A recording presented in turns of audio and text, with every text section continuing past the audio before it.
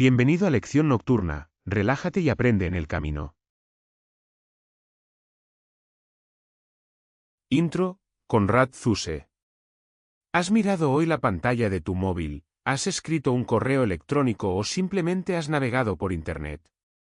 Cada una de estas acciones cotidianas, por muy naturales que nos parezcan, tiene sus raíces en una idea que tomó forma hace mucho tiempo en el salón de un apartamento de Berlín. Fue la visión de un joven ingeniero alemán cuyo nombre la mayoría de la gente nunca ha oído, Konrad Zuse. Es un pensamiento extraño, ¿verdad? Miles de millones de nosotros utilizamos a diario dispositivos que serían impensables sin su trabajo pionero y, sin embargo, su nombre apenas está presente en la memoria colectiva. Mientras que en Estados Unidos y Gran Bretaña grandes equipos de científicos investigaban con presupuestos de millones en enormes máquinas de cálculo, en el barrio de Kreuzberg, en Berlín, un hombre solo en el apartamento de sus padres trabajaba con una paciencia infinita en un invento que cambiaría el mundo para siempre. Trabajaba solo, financiado de su propio bolsillo y con la ayuda de unos pocos amigos, impulsado por una única y clara idea. La historia de Konrad Zuse es una historia silenciosa, una de genialidad casi olvidada, de voluntad inquebrantable frente a la guerra y la destrucción. Es también la trágica historia de un reconocimiento que le fue negado en gran medida durante su vida. Acompáñame en un viaje de regreso en el tiempo, al Berlín de los años 30. Sigamos juntos las huellas de este hombre notable y descubramos una historia que casi se pierde en el ruido de la historia universal. Es un viaje a un mundo lleno de relés mecánicos, tiras de película perforadas y el sueño incontenible de un individuo de construir una máquina que pudiera pensar. Capítulo 1. El joven soñador. Imagina un prado de verano en la antigua Prusia. La hierba está alta, el aire zumba con el sonido de los insectos y el cielo es de un azul vasto y virgen. En medio de esta escena pacífica yace un joven que no observa las nubes, sino que dibuja diagramas complejos en la tierra blanda con un palito. Este joven soñador, cuyos pensamientos ya entonces iban mucho más allá de los límites de su entorno rural, era Konrad Zuse. Nació el 22 de junio de 1910, no en este idilio rural, sino en el corazón palpitante del imperio, en Berlín-Wilmersdorf. Sin embargo, el ajetreo de la metrópoli fue solo un breve episodio de su infancia. Su familia, su padre era funcionario de correos, se mudó pronto a Braunschweig, en Prusia Oriental, una pequeña ciudad caracterizada por la arquitectura gótica de ladrillo, donde el tiempo parecía latir con un ritmo más lento y pausado. Más tarde, en 1921, el camino de la familia los llevó a Hoyerswerda, en Lusacia, una ciudad pequeña y tranquila, rodeada de bosques de pinos y paisajes de estanques. Aquí, en este entorno apacible, Konrad Zuse pasó sus años formativos de juventud. Asistió al Reformrealgymnasium, donde se graduó en 1928. Estos años en la provincia lo marcaron profundamente. Lejos de los grandes centros técnicos y culturales, su mente encontró espacio para refugiarse en mundos propios. Ya de niño, Konrad era diferente. Mientras otros niños quizás jugaban al fútbol, su lugar de juego favorito era el cobertizo de su padre. Era un manitas, un inventor incansable cuyas manos casi siempre estaban ocupadas construyendo algo. Construía complicados modelos de grúas con juegos de construcción metálicos, diseñaba vehículos fantásticos y llenaba innumerables cuadernos con bocetos. Esta vena artística era una parte esencial de su ser. Pintaba, dibujaba y poseía un fino sentido de la forma y la estética, una habilidad que más tarde le sería útil de formas inesperadas. Como adolescente, esta imaginación alcanzó un primer punto culminante. Diseñó sobre el papel toda una ciudad del futuro, una metrópoli totalmente automatizada recorrida por cintas transportadoras y donde todo funcionaba mediante máquinas de monedas. Uno podía obtener comidas de máquinas automáticas que se entregaban por correo neumático en el lugar deseado. Casas enteras debían ser desplazables sobre rieles. Era una visión juguetona, casi infantil, pero ya revelaba el núcleo de su pensamiento, la fascinación por la automatización y la idea de que las tareas tediosas y repetitivas debían ser asumidas por máquinas para facilitar la vida del ser humano. Sin embargo, Cuando llegó el momento de elegir una profesión, el joven soñador optó por un camino sorprendentemente pragmático. No fueron las matemáticas puras ni la física abstracta lo que lo atrajo. Quería crear algo tangible, construir algo. Así, se matriculó en la carrera de Ingeniería Civil en la Escuela Técnica Superior de Berlín-Charlottenburg, la actual Universidad Técnica de Berlín. Aquí, entre planos de construcción, tablas estáticas y el olor a pintura técnica de dibujo, se produciría el chispazo decisivo para la obra de su vida. Un ingeniero civil de aquella época pasaba gran parte de su trabajo realizando cálculos. Cálculos interminables, agotadores y estúpidos. Para cada puente, cada tejado, cada nave industrial, debían realizarse análisis estáticos complejos a mano. Con lápiz, papel y la regla de cálculo, Zuse y sus compañeros pasaban horas, incluso días, sobre tablas y fórmulas. Cada pequeño cambio en el diseño significaba que todo el procedimiento desesperante comenzaba de nuevo.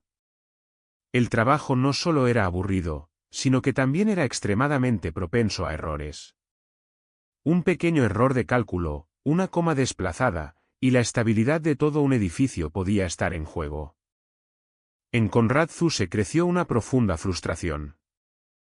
Él, el espíritu creativo, el artista y visionario, sentía este monótono trabajo de cálculo como un desperdicio indigno del potencial humano. Era una actividad mecánica que no requería inteligencia, sino solo paciencia. En su cabeza se formó un pensamiento que ya no lo abandonaría, tan claro e inevitable como una fórmula matemática, tenía que haber una forma mejor. Una máquina, según su creciente convicción, debía encargarse de ese trabajo entumecedor. Una máquina que no se cansa, que no comete errores y que da al ingeniero la libertad para concentrarse en lo que realmente es importante, el diseño creativo y la construcción. En el silencio de la sala de dibujo, mientras a su alrededor se oía el suave rascado de los lápices sobre el papel, el joven ingeniero civil tomó una decisión que cambiaría el mundo para siempre. Él construiría esa máquina. Capítulo 2, la Z1, una computadora de hojalata. La decisión estaba tomada, pero ¿dónde comienza un proyecto de tal magnitud? No en un gran instituto de investigación, ni en una moderna nave industrial, sino en un lugar lleno de confianza y calidez familiar, el salón de sus padres en la calle Metzelsel en Berlín-Kreuzberg. Estamos en el año 1935. El joven Konrad Zuse, impulsado por su visión, se acerca a sus padres, Anna y Emil Zuse. No solo les pide apoyo financiero, que le concedieron dentro de sus posibilidades, sino algo mucho más valioso, su espacio, el corazón de su hogar. Y en un acto de paciencia notable y fe inquebrantable en su hijo, vaciaron el salón para él. El sofá se empujó contra la pared, la alfombra se enrolló, la mesa buena se apartó a un lado. En su lugar aparecieron bancos de trabajo, cajas llenas de piezas metálicas y el incipiente esqueleto de una máquina que nadie había visto antes. Aquí, en este salón burgués de Berlín, comenzó el nacimiento de la computadora. Las herramientas de Zuse eran sencillas, casi primitivas para la tarea que se había propuesto. Una sierra de marquetería, limas, un taladro y su paciencia casi infinita. Su material no era acero reluciente de una fábrica de precisión, sino lo que podía permitirse, chapas usadas y tiras de metal que encontraba en desguaces o compraba a bajo precio. Con la sierra de marquetería cortó de las finas chapas cientos, incluso miles de pequeñas placas de formas complejas.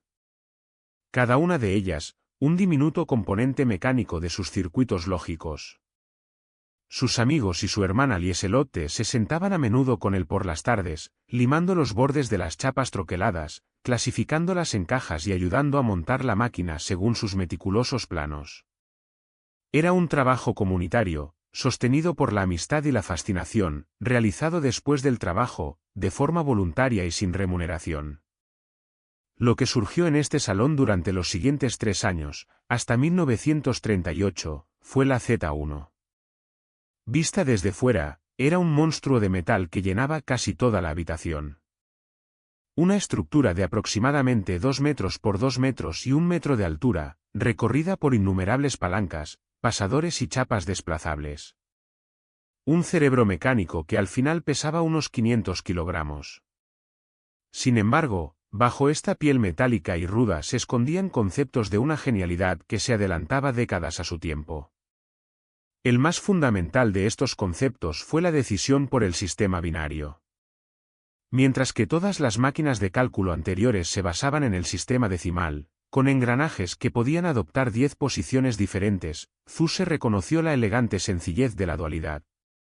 Un interruptor está encendido o apagado, un pasador está adelantado o retraído. Sí o no, 0 o 1. Independientemente de Gottfried Wilhelm Leibniz, quien ya había descrito este sistema filosóficamente siglos antes, Zuse lo redescubrió para la tecnología del cálculo. Era el lenguaje perfecto para una máquina. Pero eso no fue todo. Zuse separó su máquina en dos unidades fundamentales, una memoria que guardaba los números y una unidad aritmética que realizaba las operaciones. Esta separación se conoce hoy como arquitectura de von Neumann y es el principio básico de cualquier computadora moderna. Pero Zuse la implementó años antes de que John von Neumann la formulara, sin conocer los trabajos de Charles Babbage, quien tuvo ideas similares en el siglo XIX. Zuse no era un académico que construía sobre el conocimiento de otros, era un ingeniero que repensó un problema práctico desde cero y llegó a una solución fundamentalmente nueva. Su memoria era enorme para la época, podía almacenar 64 números, cada uno de 22 bits. Cada bit estaba representado por una pequeña placa de metal que podía cambiar su posición. ¿Y cómo se le decía a esta máquina lo que debía hacer? También aquí la solución de Zuse fue pragmática y genial al mismo tiempo. Utilizó lo que estaba disponible, película de cine de 35 milímetros, como la que se proyectaba en los cines del cercano Merindam. En estas tiras de celuloide perforaba sus comandos con una perforadora manual. Un agujero significaba 1, ningún agujero significaba 0. Esta tira de película perforada pasaba por un lector y controlaba las palancas y pasadores en la unidad aritmética. La Z1 fue así la primera computadora libremente programable del mundo. Se le podían dar diferentes tareas simplemente cambiando la tira de película. La máquina trabajaba con una frecuencia de reloj de aproximadamente 1 hercio. Esto significa que realizaba una operación de cálculo por segundo. Un suave y rítmico traqueteo y deslizamiento llenaba el salón cuando la máquina funcionaba. Sin embargo, la Z1 era un ser testarudo. Los componentes mecánicos, fabricados a mano con material de baja calidad, solían atascarse. Capítulo 3, la Z3, la primera computadora funcional del mundo. El suave, irregular e inquietante chirrido que a menudo emanaba de la Z1 era más que un simple ruido. Era un eco constante de la falta de fiabilidad que acompañaba a Konrad Zuse en sus noches. La experiencia con la Z1 le había enseñado una lección inequívoca: la compleja mecánica, por muy artísticamente que estuviera fabricada con las chapas de la casa de sus padres, era simplemente demasiado vulnerable para los cálculos exigentes que él imaginaba. Cada articulación atascada, cada resorte doblado, cada palanca imprecisa era un obstáculo en el camino hacia una máquina de cálculo verdaderamente funcional. En esos momentos de reflexión, maduró en él una convicción decisiva. El futuro del cálculo no estaba en la mecánica, sino en la electricidad. Necesitaba componentes que trabajaran de forma más rápida, precisa y, sobre todo, fiable. Encontró la solución en un componente aparentemente insignificante: el relé electromecánico. Estos interruptores pequeños pero efectivos, que habían servido por millones en sistemas telefónicos retirados, ofrecían la velocidad de conmutación y la durabilidad necesarias. Su funcionamiento, un interruptor electromagnético que abre o cierra un circuito, era perfectamente adecuado para implementar la lógica binaria que Zuse había desarrollado para su arquitectura de computadoras. Para verificar su teoría, Zuse construyó la Z2 en el año 1940. Este modelo de transición fue un paso inteligente, mitad mecánico y mitad equipado con los prometedores relés telefónicos. Fue un campo de pruebas, un prototipo que demostró que los relés podían superar los puntos débiles mecánicos. Los conocimientos adquiridos valieron oro y sentaron las bases para su siguiente proyecto, mucho más ambicioso. En mayo del año 1941, en medio de los disturbios de un mundo que se oscurecía, la Z3 vio la luz y, con ella, un verdadero hito en la historia de la tecnología. Esta vez ya no era una construcción mixta. La Z3 estaba construida completamente con relés electromecánicos, una maravilla de la época. Un total de 2.600 de estos pequeños interruptores estaban instalados en su interior, cuidadosamente cableados entre sí para formar una lógica compleja. Era binaria, lo que significa que procesaba información exclusivamente con ceros y unos, tal como lo hacen las computadoras modernas hoy en día. Estaba controlada por programa, lo que significaba que podía ejecutar una secuencia de comandos que se habían introducido previamente. Y, quizás lo más impresionante para su tiempo, dominaba la aritmética de punto flotante. Esto no era algo menor, ya que los números de punto flotante permitían a la Z3 procesar también números muy grandes o muy pequeños con alta precisión, algo indispensable para los cálculos científicos y técnicos. Lo maravilloso fue que funcionaba de manera fiable. El 12 de mayo de 1941, la Z3 fue presentada al público en Berlín. Fue un triunfo silencioso en un laboratorio de patio trasero, lejos del foco de los grandes descubrimientos. Pero lo que esta máquina logró allí fue revolucionario. Podía realizar una multiplicación en unos 3 segundos, una tarea para la cual un humano con papel y lápiz habría necesitado horas, especialmente cuando se trataba de números de punto flotante complejos. El ahorro de tiempo era inmenso, la precisión imbatible. Estas capacidades convierten a la Z3 en un hito de la historia de la informática. Se la considera la primera computadora digital funcional, totalmente automática y programable del mundo. Es notable si se considera que otros pioneros famosos, como la computadora Colossus, que se utilizó en 1943 en Gran Bretaña, o el ENIAC estadounidense de 1946, no aparecieron hasta años después. Konrad Zuse estaba muy adelantado a su tiempo, una figura solitaria en la cima del incipiente campo de la ciencia de la computación. Lo que hace que la Z3 sea tan especial y por qué se demostró posteriormente que era Turing completa, es el hecho de que cumplía todos los criterios de una computadora moderna. Podía ejecutar cualquier algoritmo, un logro notable para una máquina que solo consistía en relés y cables. Su frecuencia de reloj era de unos modestos 5,3 hercios, pero esto era suficiente para manipular las complejas palabras de punto flotante de 22 bits en sus 64 palabras de memoria. La entrada se realizaba a través de película de cine perforada, un medio habitual en aquel entonces para el almacenamiento de programas y datos, y los resultados se mostraban a través de un panel de lámparas. La Z3 no solo podía realizar las 4 operaciones básicas de cálculo, suma, resta, multiplicación, división, sino también calcular raíces cuadradas, una prueba de su arquitectura avanzada. La financiación para este proyecto histórico fue, dada su importancia, asombrosamente modesta. Aunque el Instituto Alemán de Investigación para la Aviación, DVL, proporcionó algunos fondos, estuvo lejos de ser un apoyo estatal integral. Una de las grandes ironías de la historia es que los militares, a pesar de tener una inmensa necesidad de cálculos rápidos en tiempos de guerra, no reconocieron la importancia del trabajo de Zuse.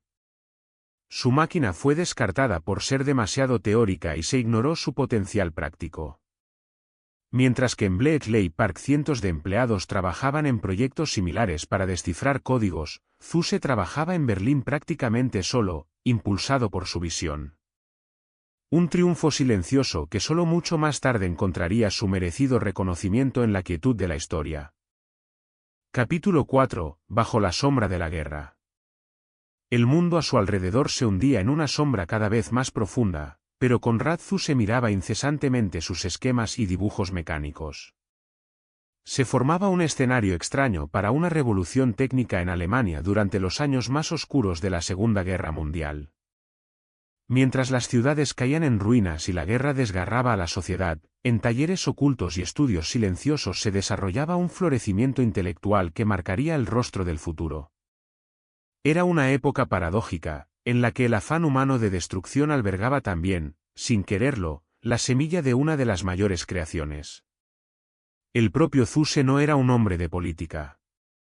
No era un partidario convencido del régimen que arrastraba a su país al abismo, ni tampoco un luchador activo de la resistencia. Konrad Zuse era, en lo más profundo de su ser, un ingeniero, un visionario cuya fuerza impulsora era única y exclusivamente el deseo de crear, de construir y de desplazar los límites de lo técnicamente posible. Su pasión por la lógica y la mecánica de la computabilidad lo consumía por completo. Esta obsesión profunda y apolítica resultaría ser su escudo protector. Fue clasificado como esencial para la guerra, una fórmula burocrática que le otorgó carta blanca para su investigación y lo eximió del servicio directo en el frente. Así pudo, lejos de las trincheras y los campos de batalla, continuar con su trabajo, un trabajo que él consideraba esencial, aunque apenas alguien entendiera su verdadera importancia en aquel entonces. Su actividad oficial lo llevó a las fábricas de aviones en Shell, donde colaboró en complejos cálculos de alas. Una tarea que requería precisión y exigía su pensamiento analítico. Pero esta era solo una cara de su existencia. En secreto, en una pequeña oficina o en un taller improvisado, seguía trabajando en sus computadoras.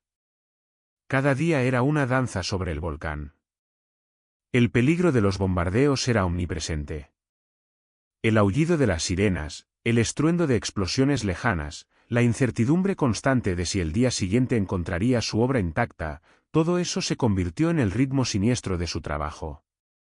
Pero la visión de una máquina de cálculo universal era más fuerte que cualquier miedo.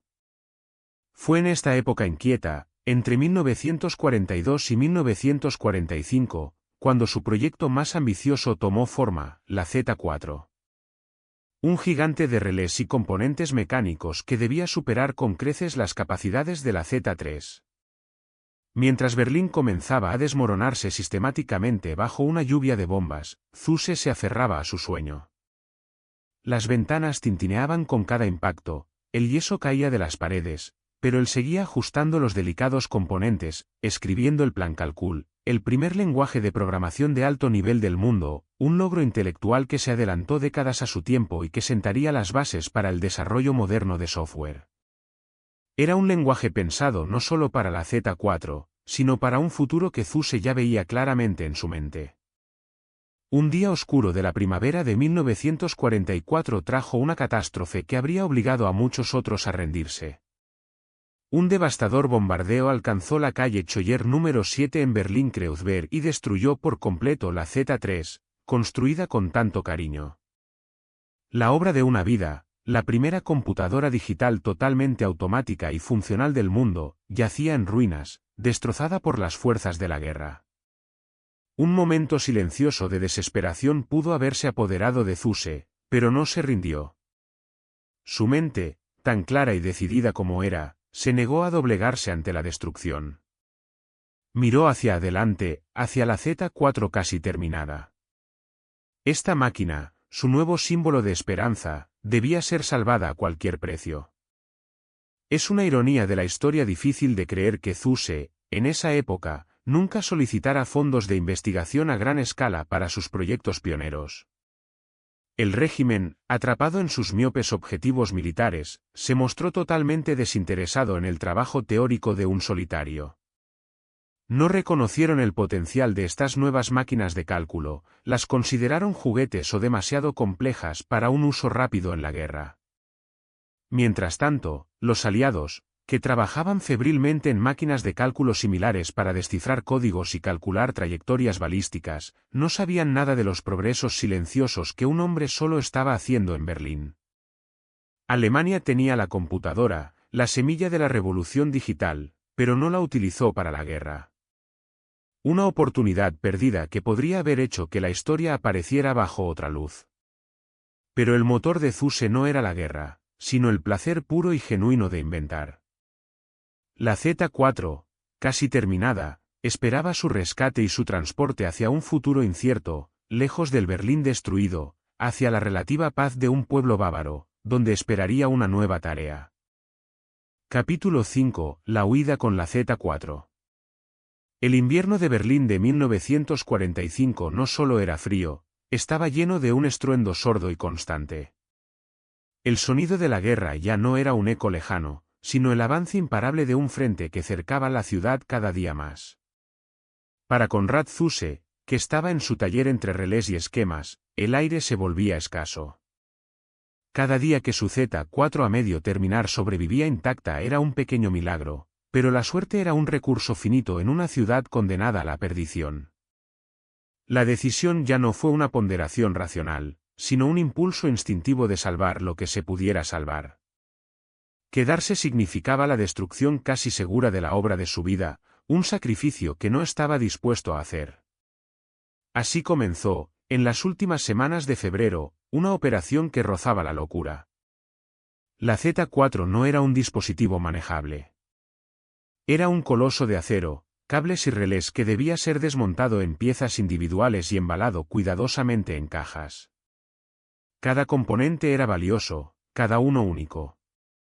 El peso total superaba la tonelada. Mientras afuera el mundo se hundía en el caos y el fuego, Zuse y un puñado de empleados fieles trabajaban febrilmente para preparar la delicada máquina para el viaje. Era una carrera contra el tiempo, acompañada por el aullido de las sirenas y el trueno lejano de la artillería. La huida misma fue una odisea a través de un país en agonía. La primera parte del viaje se realizó en la parte trasera de un camión militar que se abría paso por carreteras bloqueadas por caravanas de refugiados y amenazadas por aviones de ataque a baja cota. La preciada carga, camuflada bajo lonas, se sacudía y temblaba con cada bache. Cada parada abrupta, cada impacto lejano hacía que el corazón de Zuse se detuviera. No era solo un hombre en fuga, era el guardián de un tesoro cuyo verdadero valor casi nadie en el mundo podía calibrar. El plan era llegar al sur de Alemania a través de Gotinga, con la esperanza de encontrar allí un lugar seguro. En Gotinga, una ciudad que se había librado de las peores destrucciones, hubo un breve momento de esperanza. Aquí se reunía parte de la élite científica de Alemania. Zuse buscó el contacto, habló con destacados físicos y matemáticos en el Instituto Aerodinámico. Intentó explicar la importancia de su máquina, la visión de un sistema de cálculo programable que podría revolucionar la ciencia. Pero se topó con un muro de incomprensión. En las mentes de esas personas brillantes no había lugar para una idea tan radicalmente nueva. Veían un aparato curioso y gigante, pero no el futuro. El encuentro fue una amarga decepción. Nadie entendía qué era lo que él estaba transportando a través de la Alemania en llamas. El viaje posterior en tren fue aún más caótico. La Z4, repartida en varios vagones, viajaba por vías férreas que podían ser interrumpidas en cualquier momento por bombardeos. Pero, como por milagro, el transporte llegó a su destino. La estación final fue un lugar que difícilmente podría estar más lejos de la revolución tecnológica, el pequeño y soñoliento pueblo de Interstein, en el Algovia bávaro. Rodeado por el majestuoso silencio de los Alpes, la guerra parecía estar lejos aquí. En este idilio encontró su escondite la Z4, la única computadora superviviente de la época de preguerra y guerra en toda Europa. En un sótano húmedo y fresco de una casa antigua se apilaron las cajas, el futuro de la informática, oculto al mundo. Konrad Zuse, el genial inventor, era ahora uno de millones de refugiados. Vivía en condiciones muy sencillas, separado de su familia, con un futuro incierto. Los aliados, que ocuparon Alemania poco después, no mostraron ningún interés en su trabajo ni en el rumor de una extraña máquina escondida en un pueblo de montaña. El tiempo pasaba lentamente en el aislamiento de las montañas. Mientras esperaba el fin de la guerra, Zuse encontró otra forma de expresar su creatividad. Comenzó a pintar. Con óleos plasmó en el lienzo la belleza abrupta del paisaje alpino, las cumbres, los valles, la luz cambiante. Pero su mente nunca descansaba. En el silencio de su sencilla habitación, armado solo con papel y lápiz, se volvió de nuevo hacia su mayor creación teórica. Siguió escribiendo su Plan Calcul, el primer lenguaje de programación de alto nivel del mundo, sentando así las bases de todo lo que estaba por venir, mientras su máquina esperaba en silencio en el sótano su resurgimiento. Capítulo 6. Plancalcul, el primer lenguaje de programación. Que nace en el silencio, cuando solo trabaja el pensamiento, liberado de los límites de la materia. Mientras los engranajes e interruptores de sus computadoras mecánicas estaban parados, la mente de Konrad Zuse trabajaba incansablemente. Había reconocido temprano que una máquina, incluso la más genial, es solo un cuerpo sin alma. Un instrumento sin partitura. Se necesitaba un lenguaje universal, una notación, para dar instrucciones a este cuerpo de metal, un método para formular procesos de pensamiento de tal manera que una máquina pudiera entenderlos y ejecutarlos. Entre 1942 y 1946, en los disturbios de la guerra y la época incierta posterior, se dedicó a este problema profundo. El resultado fue una creación que se adelantó décadas a su tiempo, el Plancalcul. El nombre mismo, Plancalcul, ya revela la esencia de su idea. Era un sistema, un conjunto de reglas lógicas para crear y calcular planes. Pero era mucho más que eso. Fue el primer lenguaje de programación de alto nivel completo del mundo. No sería hasta más de una década después cuando lenguajes como Fortran en 1957 o COBOL en 1959 aparecerían en escena y revolucionarían el mundo de la informática. Pero Zuse ya había anticipado los conceptos fundamentales en su Plancalcul. En sus detallados apuntes manuscritos ya se encuentran todos aquellos bloques que hoy forman la base de cualquier software. Definió variables, marcadores simbólicos de posición para valores que pueden cambiar durante el transcurso de un programa, como cajas etiquetadas cuyo contenido se puede intercambiar. Formuló asignaciones, el simple acto de dar un nuevo contenido a una de esas cajas. Su Plancalcul conocía instrucciones condicionales, los cambios de vía lógicos según el principio de si esto es verdadero, entonces haz aquello, que permiten a un programa tomar decisiones. Concibió bucles, la posibilidad de ejecutar una serie de instrucciones una y otra vez hasta que se cumpla una condición determinada, el caballo de batalla paciente e incansable de cualquier algoritmo. Zuse fue incluso más allá y pensó en tipos de datos complejos, en listas y datos estructurados que permitían trabajar no solo con números individuales, sino con colecciones enteras de información. La pura capacidad de abstracción de su pensamiento se hace más evidente en uno de sus experimentos mentales más fascinantes, solo con lápiz y papel, sin tener una computadora funcional a su disposición. Zuse escribió partes de un programa de ajedrez en su Plancalcul. Descompuso el complejo juego en una secuencia de pasos lógicos, en reglas y cálculos que una máquina teóricamente habría podido ejecutar para evaluar un movimiento o seguir una estrategia. Ya pensaba en algoritmos mucho antes de que esta palabra llegara al lenguaje común. Creó el plano para un software para el cual aún no existía el hardware. Sin embargo, la verdadera tragedia del Plancalcul reside en su destino. Los manuscritos de Zuse, esos documentos visionarios, desaparecieron en los cajones de la posguerra. Su trabajo no se publicó en parte hasta 1972, y una implementación completa en una computadora moderna no tuvo lugar hasta el año 2000, más de medio siglo después de su creación. El mundo no lo había esperado en el ínterin. Otros pioneros habían desarrollado sus propios lenguajes independientemente de Zuse. Uno solo puede reflexionar sobre cómo habría transcurrido la historia de la informática si el mundo hubiera conocido el Plancalcul de Zuse en aquel entonces. Es el eco silencioso de una oportunidad perdida que muestra que una idea no solo debe ser brillante, sino que también debe ser escuchada en el momento y lugar adecuados. Y sin embargo existió, como puro pensamiento sobre papel, un testimonio silencioso de una previsión extraordinaria cuya semilla germinaría mucho más tarde. Capítulo 7. El nuevo comienzo, Zuse KG. De la pura fuerza de los pensamientos que habían descansado sobre el papel del Plancalcul, surgió ahora de nuevo el impulso de crear algo tangible. El silencio de las montañas bávaras, que había protegido las ideas de Zuse, dio paso a un nuevo y suave zumbido de actividad. Era el año 1949, y en la pequeña comunidad de Neukirchen en Hesse, un lugar que, como tantos otros en Alemania, intentaba lamerse las heridas de la guerra, sucedió algo notable. Con un puñado de ingenieros fieles y la fe inquebrantable en su visión, Konrad Zuse fundó la Zuse KG. Fue más que la fundación de una empresa, fue un acto de resurrección, el intento de construir un futuro a partir de las ruinas del pasado.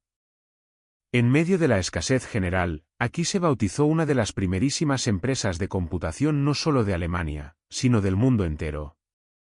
El primer gran objetivo fue completar finalmente la Z4, aquella máquina rescatada que había sobrevivido a la guerra, y ponerla en funcionamiento. Y el mundo, o al menos una pequeña pero importante parte de él, se había dado cuenta.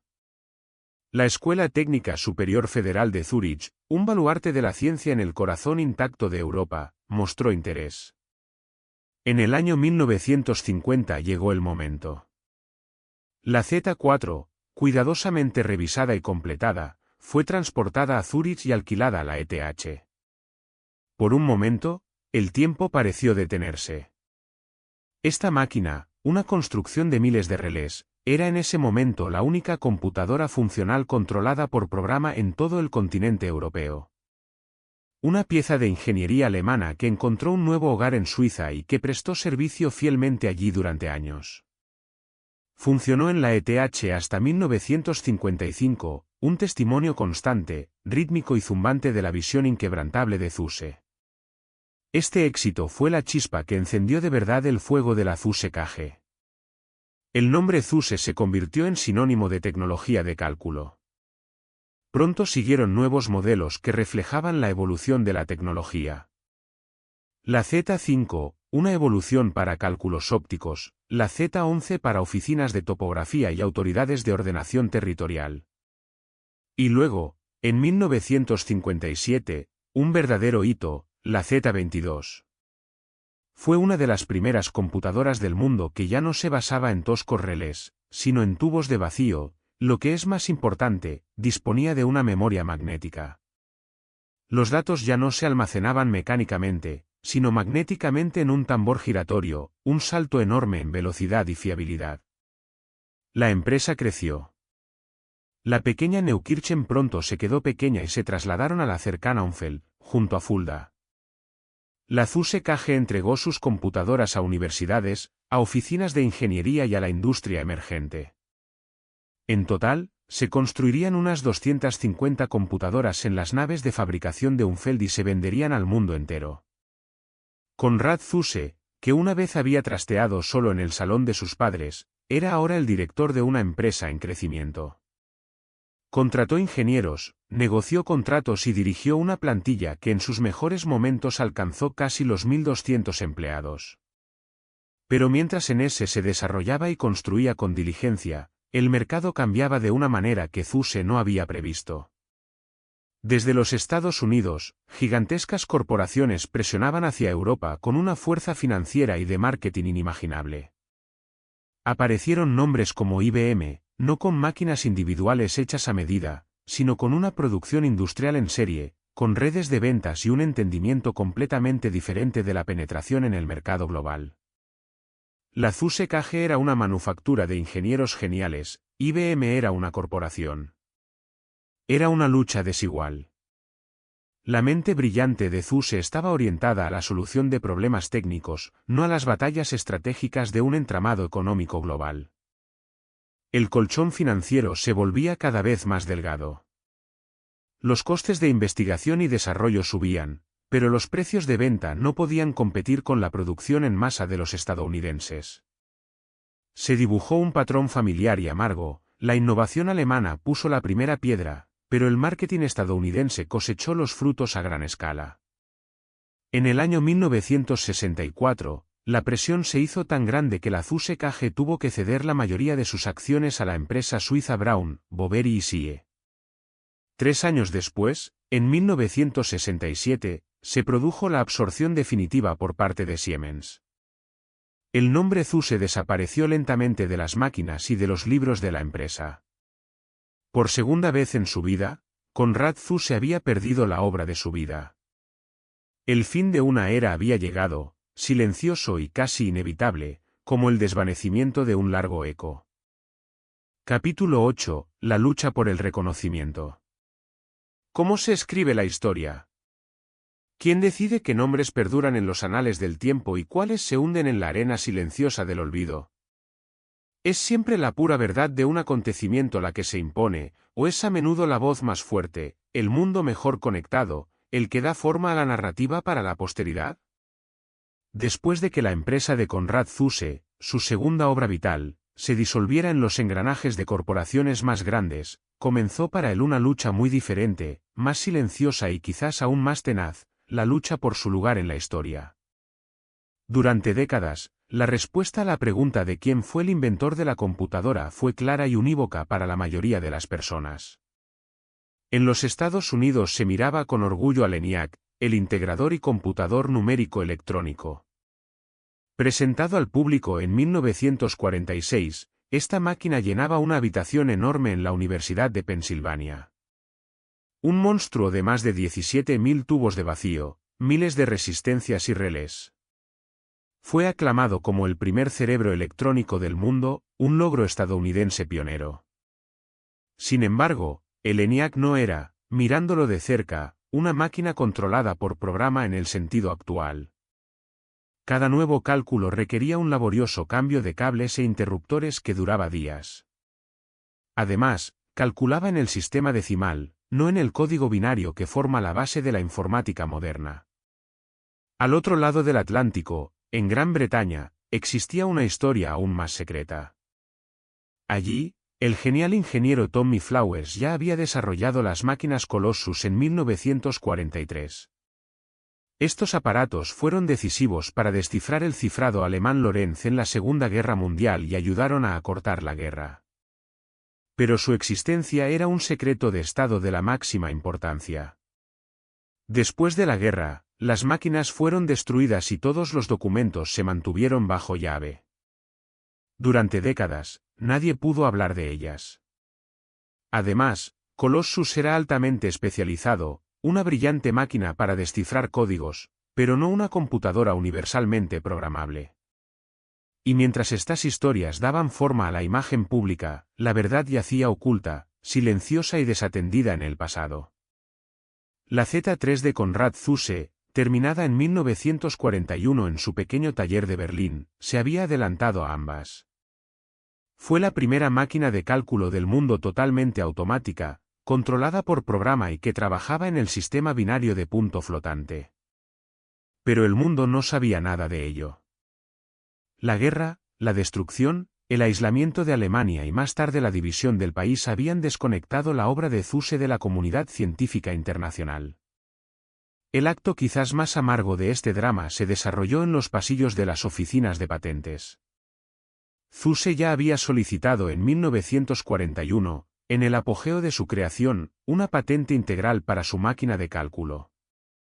Los engranajes de la burocracia molieron lentamente, ralentizados por el caos de la guerra y la posguerra.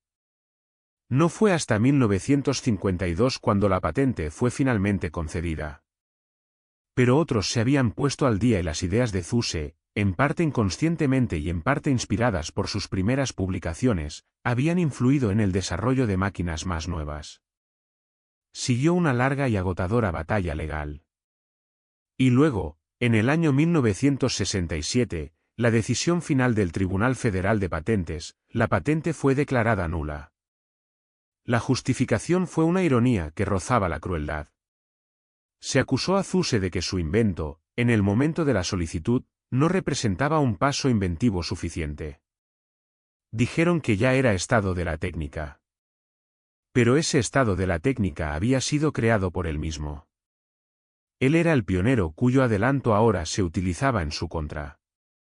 La historiografía de la informática, dominada por el mundo anglosajón, ignoró a Zuse casi por completo durante mucho tiempo. Era una nota al pie, una figura oscura de un país aislado. Pero lentamente, empezando a finales de los años 60 y 70, la situación empezó a cambiar.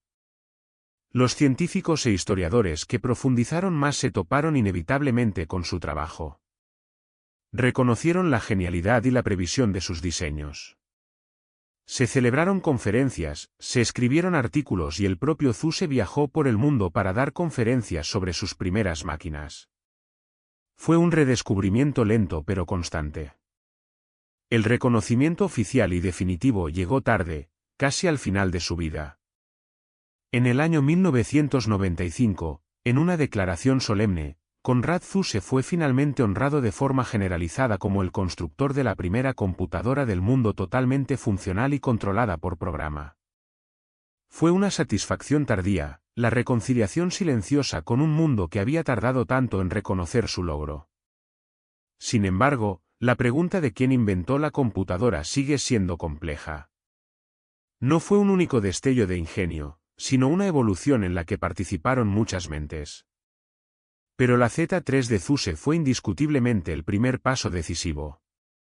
Y aunque su nombre todavía falta hoy en muchos libros de texto y documentales, su historia nos ha dejado una lección importante. Nos cuenta que la verdad es a veces un susurro silencioso y paciente que debe esperar mucho tiempo hasta que el ruido del mundo se haya desvanecido para ser finalmente escuchado. Capítulo 9. El artista y pensador.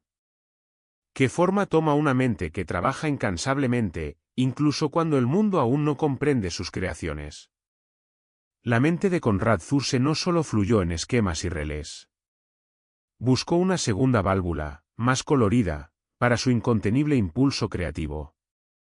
Junto al ingeniero había otro Zuse, uno que con un guiño juguetón se hacía llamar Kuno-si, una derivación fonética de sus iniciales, K. Zuse. Bajo este seudónimo no tomaba el soldador, sino el pincel y el lienzo. Su arte era expresivo, audaz y a menudo reflejaba la misma fuerza visionaria que sus diseños técnicos. Pintaba paisajes de su tierra natal que vibraban en trazos intensos, casi febriles. Creaba composiciones abstractas en las que los colores y las formas mantenían un diálogo dinámico, tal como las puertas lógicas en sus máquinas de cálculo. Y una y otra vez pintaba también sus visiones técnicas, paisajes cibernéticos y mundos de máquinas seriales que parecían provenir de un futuro lejano. Estas obras no eran una mera ocupación de tiempo libre, eran una parte integrante de su pensamiento, otro lenguaje para las mismas preguntas fundamentales.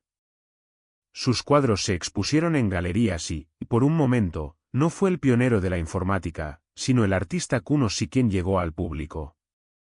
Unió el arte y la técnica de una manera que lo hizo único entre los pioneros de su tiempo. Como consecuencia lógica, Zuse incluso construyó el primer plotter automático, una máquina que convertía coordenadas digitales en dibujos, lo construyó para plasmar su propio arte en el papel. Pero su pensamiento tampoco se detuvo ante los límites del lienzo. En el año 1969, mucho después de que su empresa fuera vendida y tuviera más tiempo para sus reflexiones teóricas, publicó un libro con el provocador título de Espacio Calculador. En él formuló una tesis de una audacia asombrosa: el universo entero, según la idea de Zuse, no es en el fondo otra cosa que una computadora gigantesca, un autómata celular que opera bajo reglas digitales sencillas. Las leyes de la naturaleza que observamos, desde el movimiento de los planetas hasta el comportamiento de las partículas más pequeñas, serían, por lo tanto, solo la salida, el resultado de un proceso de cálculo gigantesco y en curso. Con esta idea, que hoy se discute seriamente en la investigación teórica bajo el término de física digital, Zuse se adelantó una vez más décadas a su tiempo. Era un visionario que miraba mucho más allá del aquí y el ahora. Habló de inteligencia artificial, de computadoras conectadas a nivel mundial y de fábricas totalmente automatizadas mucho antes de que estos términos se convirtieran en conocimiento común. En su vejez, cuando su papel de pionero fue finalmente reconocido, se acumularon los honores. Recibió numerosos doctorados honoris causa, viajó por el mundo para dar conferencias y fue aclamado como el padre de la computadora. Pero a pesar de todo el reconocimiento tardío, a menudo quedaba en él un pesar silencioso y persistente. La sensación de que todo llegó demasiado tarde, de que el mundo solo despertó cuando otros ya habían tomado las decisiones cruciales hacía mucho tiempo. Era la melancolía silenciosa de un hombre que no solo había previsto el futuro, sino que lo había construido mientras el mundo aún dormía. Capítulo 10. Legado y últimos años. ¿Qué queda de una vida cuando los años ruidosos han pasado y las tormentas se han calmado? Para Konrad Zuse fueron las décadas tranquilas en la apacible ciudad de Umfeld, en S. Aquí, lejos de los centros palpitantes de la nueva industria informática, encontró una paz tardía. Se convirtió en un monumento viviente, recibió a visitantes de todo el mundo, dio conferencias y compartió sus recuerdos, siempre con esa sonrisa silenciosa y reflexiva. Pero su mente aún no se había sosegado. Aún quedaba una obra por completar, un último viaje profundamente personal a su propio pasado. Entre 1987 y 1989, a la edad de más de 75 años, Konrad Zuse comenzó un proyecto casi increíble. Decidió volver a construir su Z3, aquella máquina que se había perdido en el bombardeo de Berlín. No según planos antiguos, pues la mayoría se habían perdido. La construyó de memoria. Imagina a este señor mayor en su taller, rodeado de cientos de relés y chapas. Cada movimiento un recuerdo, cada clic un eco de una vida casi olvidada. Fue más que una reconstrucción técnica. Fue un diálogo con su yo más joven, un acto simbólico para recuperar con sus propias manos lo que la guerra le había arrebatado. Esta réplica, nacida de la memoria de un hombre anciano, se encuentra hoy como una de las piezas centrales de la exposición en el Deutsches Museum de Múnich, un testimonio conmovedor de la fuerza y la persistencia de una idea. El 18 de diciembre de 1995, Konrad Zuse cerró los ojos para siempre en Umfeld a la edad de 85 años. Dejó un mundo que él mismo había cambiado de forma fundamental, aunque éste tardara mucho en reconocerlo. Su legado es monumental y polifacético.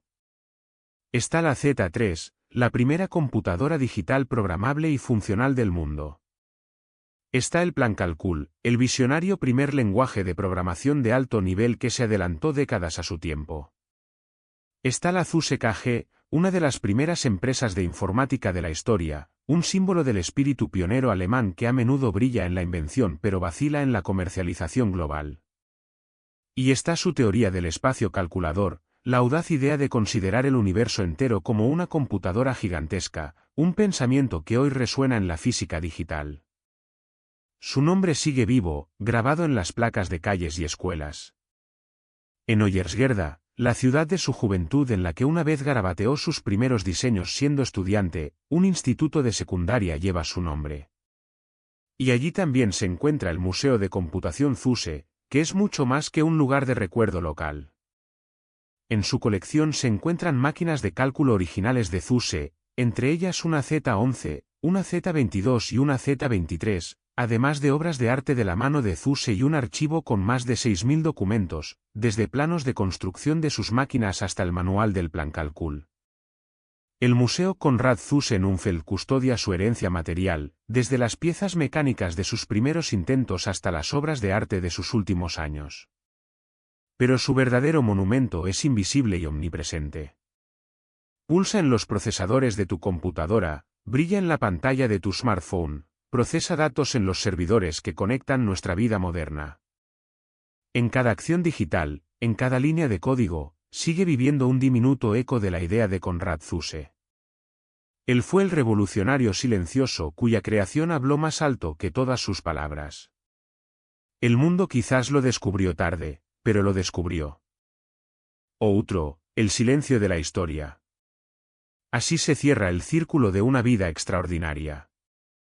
Es la historia de un joven ingeniero civil que sintió una vocación más profunda que el mero y repetitivo cálculo de estáticas. Impulsado por una visión que para sus contemporáneos era casi incomprensible, se retiró al salón de sus padres. Allí, entre muebles cotidianos y el suave tic-tac de un reloj de pie, creó, a partir de cientos de chapas metálicas, relés y viejas tiras de película, no solo una máquina, sino el primer latido de una nueva era. La guerra que se abatió sobre Europa pudo reducir a escombros y cenizas sus obras tempranas, pero la idea, el plano indestructible en su mente, permaneció intacto. Lo vemos ante nosotros, a este hombre silencioso, huyendo con su posesión más valiosa, la máquina de cálculo Z4, a través de un país en llamas para ponerla a salvo en el aislamiento de las montañas. Tras el caos, fundó una empresa que llevaba su nombre y por un breve y luminoso momento, pareció que el mundo reconocería su genialidad. Pero volvió a perderlo, ese sueño construido con su propio esfuerzo. Se retiró, pintó cuadros coloridos en los que se reflejaban sus estructuras lógicas y formuló teorías que se adelantaron décadas a su tiempo. El mundo descubrió a Konrad Zuse tarde, casi demasiado tarde. Pero utiliza su invento hoy en cada instante, en cada mensaje que enviamos, en cada imagen que vemos. Él fue el gigante silencioso del pensamiento, cuyo trabajo persistente y callado sentó las bases de nuestro presente ruidoso y conectado. Y así, mientras el mundo exterior se sume en el reposo, tu mente también puede encontrar ahora la paz. Deja que los pensamientos sobre este camino increíble se desvanezcan suavemente, como los últimos colores del atardecer en el horizonte. La historia ha sido contada. Ahora puede reinar el silencio. Esa fue la lección nocturna de hoy. Muchas gracias por escuchar. Si quieres ver más videos como este, deja un me gusta y suscríbete al canal. Buenas noches y duerme bien.